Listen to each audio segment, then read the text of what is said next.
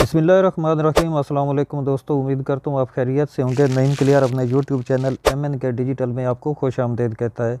आज की हमारी वीडियो ओवरसीज़ पाकिस्तानियों के मुताल्लिक होगी। वो लोग जो पाकिस्तान से बाहर रहते हैं और बाहर रहते हुए उनको ज़्यादा टाइम हो जाता है। फॉर एग्ज़ाम्पल 1 साल या 2 साल तक मुसलसल वो बाहर गुजारते हैं और 2 साल के बाद छुट्टी आते हैं। तो इस लंबे पीरियड में बाज़ औक़ात ऐसा होता है कि उनके जो पासपोर्ट है वो एक्सपायर हो जाता है या एक्सपायरी डेट बहुत ही करीब आ जाती है और उनको उसको रिन्यू करने की ज़रूरत होती है। तो रिन्यू करने के आम तौर पर 2 ही तरीके इस्तेमाल किए जाते हैं, एक पुराना तरीका है और एक नया जदीद तरीका है। पुराने तरीके के मुताबिक आपको एम्बेसी में जाना होता है, जो पाकिस्तान की एम्बेसी या कौंसलेट जनरल ऑफ पाकिस्तान होता है। आपको वहाँ पर जाकर जो पासपोर्ट सेक्शन होता है वहाँ से जाकर आपको रिन्यू कराना होता है। और दूसरे तरीके में आप ऑनलाइन में घर बैठे ये सारा काम प्रोसेस कर सकते हैं। तो आज की वीडियो में हम इसी पे बात करेंगे कि दोनों में क्या डिफरेंस है और दोनों की फ़ीस में कितना ज़्यादा फ़र्क है। सबसे पहले हम बात कर लेते हैं एम्बेसी वाले तरीके की। तो एम्बेसी वाले तरीके में आपको ये जानना ज़रूरी है कि जहाँ पर आप रह रहे हैं वहाँ से आपकी एम्बेसी या कौंसलेट जनरल ऑफ पाकिस्तान कितना दूर है और वहाँ पर पहुँचने के लिए आपको कितना वक्त दरकार है, कितने किलोमीटर का फासला है और आपको वहाँ पर पहुँचने में कितने एक्सपेंस बर्दाश्त करना पड़ेंगे। ट्रैवल एक्सपेंस आप नोट करेंगे और उसकी आप डिस्टेंस नोट करेंगे, उसके बाद ही आप डिसाइड कर सकेंगे कि वहाँ पर आपको कैसे जाना मुमकिन है। अगर आप वहाँ पर पहुँच जाते हैं एम्बेसी में या कौंसलेट जनरल में, तो वहाँ पर आपको एक टोकन लेना होता है और टोकन के बाद आपको इंतज़ार करना होता है कि कब आपकी बारी आती है। और बाज़ औक़ात ऐसा भी मुमकिन हो सकता है कि आप वहाँ पर जाते हैं और वहाँ पर आपको सिक्योरिटी वाला आदमी ये बोल देता है कि आप आज आपको सिर्फ अपॉइंटमेंट मिलेगी और अपॉइंटमेंट लेने के बाद आप आएंगे, जो आपको डेट मिलेगी उस डेट पर आप आएंगे तो आपके डॉक्यूमेंट प्रोसीड किए जाएंगे। वो कितने दिन के बाद की आपको डेट मिलती है, वो 1 वीक भी हो सकता है, 2 वीक भी हो सकता है और 10 दिन भी हो सकते हैं। ये डिपेंड करता है कि उनके पास कौन सी स्लॉट अवेलेबल है। जब आप उस डेट पर वापस आते हैं तो आपको दोबारा ट्रैवल करना पड़ता है एम्बेसी की तरफ और 1 दिन और ज़ाया करना पड़ता है और एम्बेसी में आकर आपको उस डेट पे आकर वो सारा प्रोसेस मुकम्मल करना पड़ता है। वो मुकम्मल करने के बाद आपको दोबारा से एक डेट दी जाती है जिस पर आपको पासपोर्ट मिलता है या आप उसको आप बाय डाक भी मंगवा सकते हैं और उसके आपको डाक के चार्जेस पे करना पड़ते हैं। अब हम बात कर लेते हैं इसकी कि इसके चार्जेस कितने होते हैं। तो हम अगर बात करते हैं यूएई में, क्योंकि मैं यूएई में रहता हूं तो मुझे यहाँ की एम्बेसी और यहाँ का मालूम है। तो आप बाकी अगर किसी और कंट्री में आदमी रहता है तो वहाँ की आप वेबसाइट पे, वहाँ की एम्बेसी की वेबसाइट पे आप जाकर चेक कर सकते हैं कि वहाँ पर चार्जेस कितने हैं।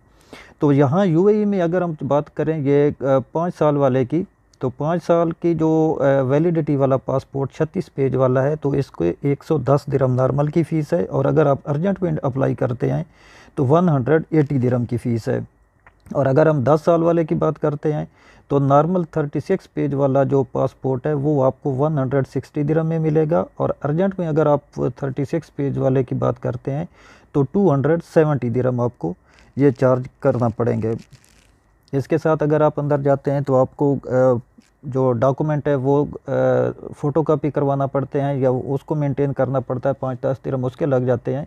और आपको जो डिलीवरी चार्जेस हैं वो 20 दिरहम आपको अलग से पे करने पड़ते हैं। जो कुरियर के चार्जेस होते हैं वो भी आपसे लिए जाते हैं।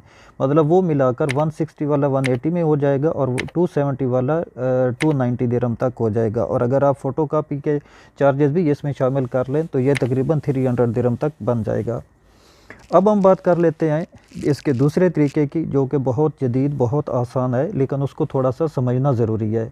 वो प्रोसेस कैसे किया जाता है उसको थोड़ा समझने के बाद आप कोई भी आदमी मोबाइल से बआसानी वो काम कर सकता है।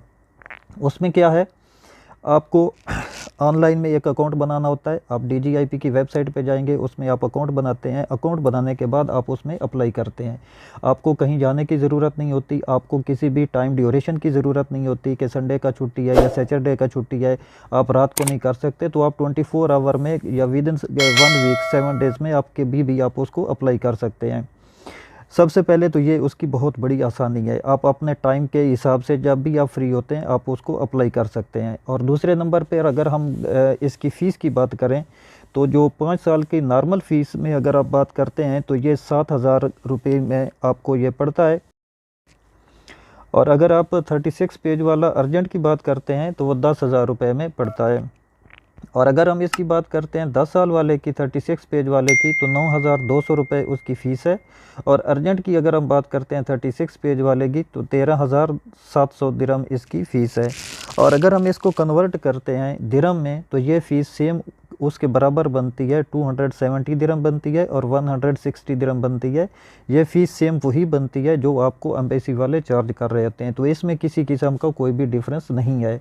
डिफरेंस कहाँ पे आता है? डिफरेंस आता है आपकी डिलीवरी चार्जेस में, कि आपका कंट्री कितना दूर है और वहाँ पर कोरियर कितने चार्जेस लेता है, तो उनमें थोड़ा बहुत डिफरेंस आ सकता है।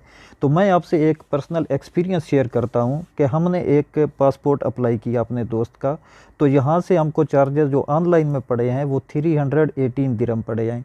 हमने 10 साल का अर्जेंट में अप्लाई किया है और ऑनलाइन में अप्लाई किया है। मैं उसका स्क्रीनशॉट उसकी पेमेंट का आपको दिखा सकता हूँ। 318 दिरहम जो हैं वो मेरे कार्ड से डिटेक्ट हुए हैं।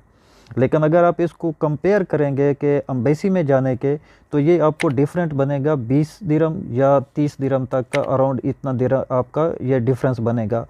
अब ये डिपेंड आप पे करता है कि आप कौन सा तरीका अडॉप्ट करते हैं, एम्बेसी जाने वाला या घर बैठ के इसको अप्लाई करने वाला। मेरे ख्याल में घर बैठ के अप्लाई करना बहुत ज़्यादा आसान और बहुत ज़्यादा बेहतर है।